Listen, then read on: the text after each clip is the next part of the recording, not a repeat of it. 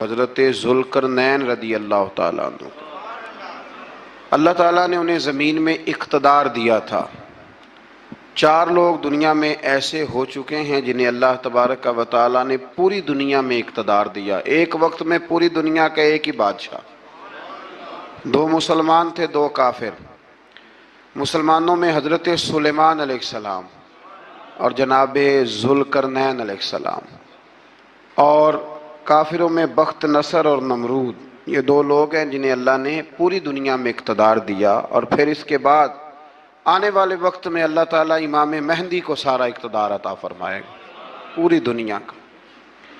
حضرت ذوالقرنین کے بارے میں 2 روایات ہیں، ایک تو یہ ہے کہ وہ نبی تھے اور ایک یہ ہے کہ نہیں وہ ولی تھے، لیکن مجھے حضرت مولا علی شیر خدا رضی اللہ تعالیٰ عنہ کا قول ملا ہے جس میں آپ نے فرمایا ہے کہ نہیں وہ نبی نہیں تھے۔ تو اس لیے میرا نظریہ یہی ہے کہ وہ اللہ کے ایک نیک بندے تھے، اللہ نے انہیں پوری زمین میں اقتدار دیا۔ وہ ایک مہم پہ نکلے، ان کا ارادہ بنا کہ میں ذرا دنیا کا چکر لگاؤں، تو انہوں نے سفر شروع کیا کہ میں دیکھوں ذرا سورج غروب کہاں ہوتا ہے۔ تو فرماتے میں پہنچا، بڑا گیا، لیکن میں اس مقام تک پہنچ گیا جہاں سورج غروب ہوتا ہے، تو پھر میں نے دیکھا کہ ایک سیاہ کنواں ہے جس کے اندر جا کے وہ چھپ گیا ہے، لیکن رب کریم کی اس حقیقت تک میں پہنچ سکا نہیں۔ پھر آپ فرماتے ہیں کہ میں آگے نکلا تو مجھے ایک قوم کے بارے میں بتلایا گیا جو بڑی خونخوار قوم تھی، بڑی خونخوار، اس کو یاجوج اور ماجوج کہا جاتا ہے۔ یہ قوم اتنی خونخوار تھی کہ یہ درندوں کو بھی کھا جایا کرتی تھی، اتنے لمبے چوڑے ان کے قد تھے، اتنے زیادہ طاقتور تھے کہ سانپ اور بچھو بھی کھا جاتے تھے۔ یہ نکلا کرتے تھے سبزے کے دنوں میں تو ساری کھیتیاں اجاڑ جاتے تھے، ہر چیز تباہ کر جاتے تھے، حتیٰ کہ انسانوں تک کو کھا جاتے تھے۔ تو حضرت ذوالقرنین جب وہاں پہنچے، اللہ تبارک و تعالیٰ نے انہیں ان مظلوم لوگوں کا مددگار بنایا جن پر یاجوج اور ماجوج کی قوم ظلم کرتی تھی۔ انہوں نے آپ سے کہا کہ حضور مہربانی فرمائیں، اس قوم سے تو ہماری جان چھڑائیں۔ آپ نے فرمایا تم میری مدد کرو۔ انہوں نے کہا حضور کس طرح؟ فرمایا بس جسمانی طور پر میری مدد کرو۔ تو آپ نے پھر وہاں ایک دیوار بنائی، ایک دیوار، لوہا کاٹ کر، سیسا پگھلا کر، پتھر ڈال کر ایک بڑی موٹی تازی دیوار بنائی، اور اتنی اونچی بنائی، اور پھر اس کے چاروں جانب آگ جلائی تاکہ وہ لوہا اس طرح پگھل جائے کہ وہ دیواروں کے ساتھ چپک جائے، تاکہ کوئی آدمی پیر رکھنا چاہے تو پیر رکھ کے اس پہ چڑھ نہ سکے۔ آپ نے وہ دیوار بنائی۔ اب اس قوم کا حال یہ ہوا کہ وہ اس کے اندر قید ہیں، وہ صبح جب اٹھتے ہیں تو اس کو توڑنا شروع کرتے ہیں، توڑتے رہتے ہیں، تو جب شام ہوتی ہے تو ان میں سے ہر روز ایک شخص کہتا ہے اتنی رہنے دو، باقی کل کریں گے۔ لیکن جب وہ سویرے اٹھتے ہیں تو اللہ تعالیٰ اس دیوار کو پھر سے مضبوط فرما دیتا ہے۔ نبی کریم علیہ السلام نے فرمایا قرب قیامت میں ایک وقت آئے گا، قیامت کے قریب جا کے ایک ٹائم ایسا آئے گا کہ اس مخلوق میں سے ہی ایک شخص پکارے گا اور پکار کے کہے گا کہ اب سو جاؤ انشاءاللہ۔ اللہ ان کی زبان پہ جاری کہے گا اب سو جاؤ اور سویرے انشاءاللہ یہیں سے شروع کریں گے۔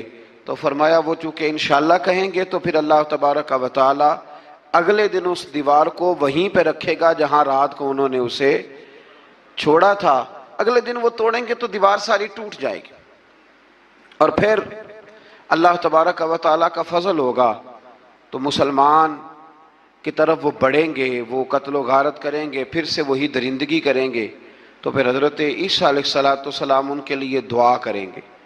تو دعا کا یہ حال ہوگا کہ ان کے وجود پر کچھ ایسی چیزیں برآمد ہوں گی جن کی وجہ سے وہ مر جائیں گے، ختم کر دیے جائیں گے، قیامت کے قریب جا کے وہ دوبارہ آئیں گے۔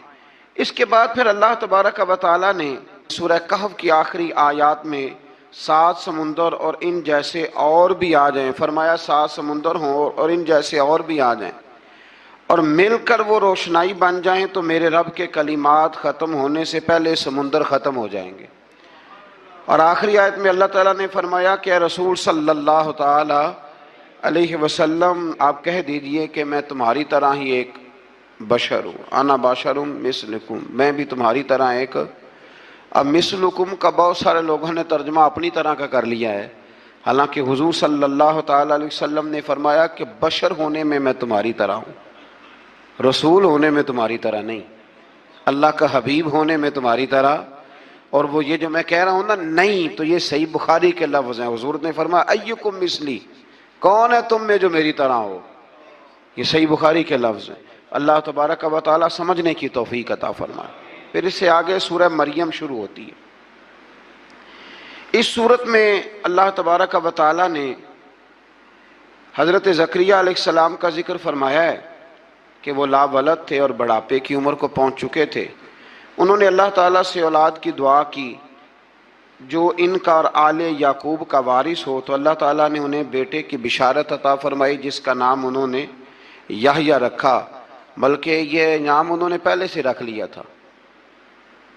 ये याहया नाम उन्होंने पहले से रख लिया था। मुझे अब लोग किस सेंस में मसला पूछते हैं ये नहीं मुझे बता, लेकिन मुझसे एक दोस्त ने कुछ दिन पहले पूछा कि पैदाइश से पहले बच्चे का नाम रखना जायज़ है, तो मैंने उन्हें कहा कि हाँ, आप सूरह मरियम पढ़ेंगे तो आपको अंदाज़ा होगा कि हज़रत ज़करिया ने बेटे का नाम पहले ही रख दिया था, क्योंकि उन्हें यकीन कामिल था कि रब करीम मुझे बेटा ही अता फरमाएगा। तो हज़रत याहया अलैहिस्सलाम को अल्लाह ताला ने बचपन में ही नबुव्वत अता की और किताब दी। इनके औसाफ ये बयान किए कि वो पाकीज़ा और मुत्तकी थे, माँ बाप के साथ नेकी करने वाले थे और सरकश नहीं थे। इन पर सलाम हो जब वो पैदा हुए, और इन पर सलाम हो जब उनकी वफ़ात हुई, और क़यामत के दिन जब उन्हें उठाया जाएगा। इससे मालूम हुआ कि नबी करीम अलैहिस्सलाम पर या किसी भी नबी पर सलाम भेजना और उस दिन पर सलाम भेजना जिस दिन अल्लाह ताला ने उन्हें पैदा फरमाया है, ये कुरान मजीद से साबित है। यानी आप ये कह सकते हैं कि जिस सुहानी घड़ी चमका तैबा का चाँद, उस दिल अफरोज सात पे, दिल अफरोज सात पे लाख। तो ये ऐने कुरान मजीद है कि जिस दिन वो पैदा हुए उस दिन उन पर सलाम। अल्लाह ताला समझने की तौफीक अता फरमाए। फिर इससे आगे चलकर हज़रत मरियम सलामुल्लाह अलैहा का जिक्र है कि उनके पास फरिश्ता आया। हम तीसरे पारे में भी उनका जिक्र पढ़ आए, फिर एक आधा और जगह पे भी इशारतन किनायतन उनका तज़किर आया कि उनके पास फरिश्ता इंसानी शक्ल में आया, और फरिश्ते ने आके कहा कि मैं आपको बेटे की बिशारत देने आया हूँ। कहने लगी मेरे पास कैसे बेटा आएगा, मुझे तो किसी मर्द ने छुआ ही नहीं। तो फरमाया रब ऐसे ही करता है जब वो किसी काम का इरादा फरमा लेता है। तो हज़रत मरियम के यहाँ अल्लाह तबारक व तआला ने हज़रत ईसा अलैहिस्सलाम की विलादत फरमाई। हज़रत ईसा बग़ैर बाप के पैदा हुए और हज़रत आदम अलैहिस्सलाम गैर माँ बाप के पैदा हुए। तो ये अल्लाह की कुदरत की निशानी है।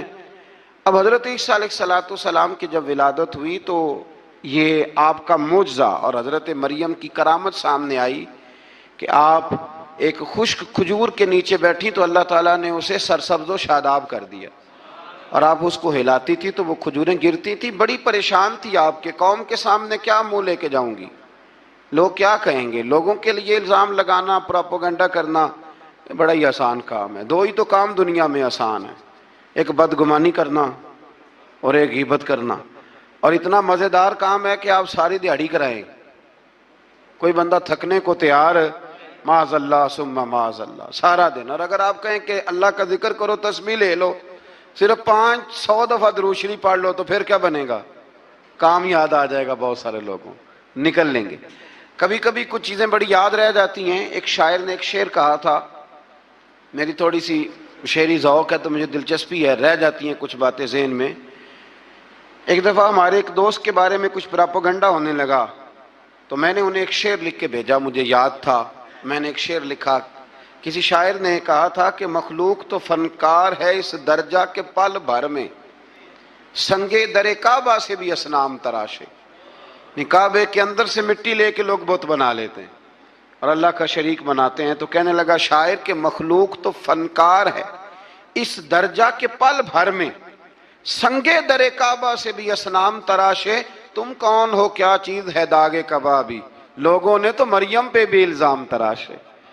लोग तो मिनट लगाते हैं, वो जो रही मस्जिद में, पली मस्जिद में, लोगों ने इल्जाम लगाने का वक्त आया तो इल्जाम लगा दिया, सैयद आयशा सिद्दीक़ा पे लगा दिया। صدیق کی بیٹی اور صدیقہ.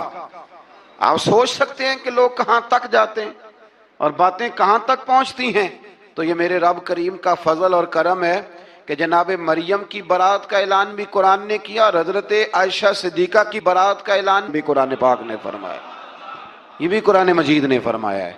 اور کل پرسوں بھی بات ہو رہی تھی حضرت یوسف علیہ السلام کی. تو الزام تو لگتے رہتے ہیں. تو میں نے اس دن بھی سوال کیا تھا, پھر دہراتا ہوں کہ غلطی کیا تھی حضرت یوسف کی. کبھی کنواں اندھیرا, کبھی بھائیوں کے تھپڑ, کبھی مصر کا بازار. اور ذرا سوچو تو صحیح, جب بولیاں لگتی ہیں انسان کی تو کیا حال ہوتا ہے. اور پھر ذرا یہ بھی تو دیکھو نا کہ جب زلیخا نے الزام لگایا تو پھر کیا حال ہے. اور پھر 12 سال کی جیل پر رب فرماتے ہیں شانیں میں نے یوسف کو ہی عطا فرمائی ہیں. تو حضرت مریم سلام اللہ علیہا جب وہ بیٹا لے کے گئی ان کے پاس تو انہوں نے کہا یہ کہاں سے آ گیا. تو آپ فرمانے لگی میں نے تو چپ کر روزہ رکھا ہوا ہے, اسی سے پوچھ لو یہ کہاں سے آیا ہے, یہی بتائے گا. پنگوڑے میں تھے حضرت عیسیٰ علیہ السلام, پنگوڑے میں. تو قرآن مجید کہتا ہے کہنے لگے قال انی عبد اللہ. حضرت عیسیٰ بولے اور بول کے کہنے لگے میں اللہ کا بندہ ہوں. اور آتانی الکتاب, خالی نہیں آیا, کتاب ساتھ لے کے آیا ہوں. وجعلنی نبیا, اور اس نے مجھے نبی بنا کے بھیجا ہے. تو حضرت عیسیٰ علیہ السلام پنگوڑے میں ہیں تو کلام فرما رہے ہیں, اپنے نبی ہونے کا اعلان فرما رہے ہیں. اب اس بندے کے قریب جا کے اس سے سوال کرنے کو دل نہیں کرتا جو نبی پاک کے بارے میں کہتا ہے 40 سال کے بعد نبی بنے. یہاں پنگوڑے میں حضرت عیسیٰ کلام کریں پنگوڑے میں, اور وہ پنگوڑے میں کہے میں نبی ہوں. اور تو اپنے رسول کے بارے میں یہ کہے کہ بکریاں چرا رہے تھے تو معاذ اللہ انہیں پتہ ہی نہیں تھا کہ میں نبی بن جاؤں گا. ایسی کوئی بات نہیں. اعلیٰ حضرت فرماتے ہیں اللہ اللہ وہ بچپنے کی پھبن, یعنی بچپن میں بھی رنگ ڈھنگ نرالے تھے میرے رسول کے. اللہ اللہ وہ بچپنے کی پھبن, اس خدا بھاتی صورت پہ لاکھوں سلام, اس خدا بھاتی صورت پہ. اور مرحوم اعظم چشتی نے بھی ایک جملہ بڑا خوبصورت کہا, اس نے کہا تیری حیات پاک کا ہر لمحہ پیغمبر لگے, تیری حیات پاک کا ہر لمحہ پیغمبر لگے.